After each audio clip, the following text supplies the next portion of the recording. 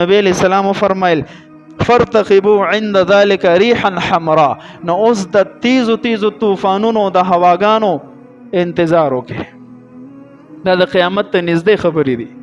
طوفانونه بشي، تیز هواګانې براشي، سری سری هواګانې وي، انسان بس وزي.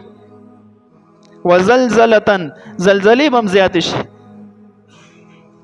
وخسفا ومسخا، خسف معنا چې یو انسان ژوندې په ځمکه ننوځي، دا به قیامت ته قریب کېږي، ځمکه بشلیږي او انسانان به راکاږي.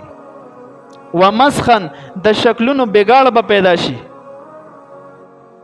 انسان به وي شکل کې به بګاړ راشي، یو حیوان به جوړ شي، دا قیامت ته قریب دی.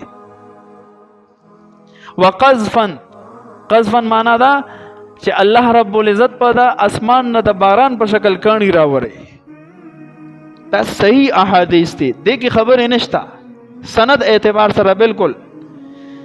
وآیات تتابع کنظام قطع سلکه فتتابع، او د الله د قدرت نخې او عذابونه به داسې راځي، داسې مشقتونه مصیبتونه به راځي چې یو هار وهار د موتیانو او هغه کټ کې او دا یو طرف لاندې پرې دی او مسلسل یو بل پسې دا موتیان جلدی کې را پروزي، همدک کشان به مصیبتونه یو بل پسې جلدی کې را روان وي.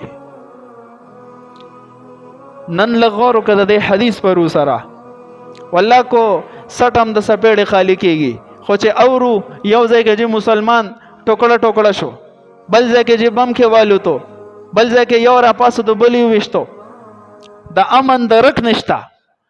د نبی علیہ الصلوۃ والسلام چې کم پیشن گویانی دي والله ټک پټک پوره کېدو والا دي، هیڅ بدن لګي چې قیامت کله دی، خو علامات موجود کېدل والا دي.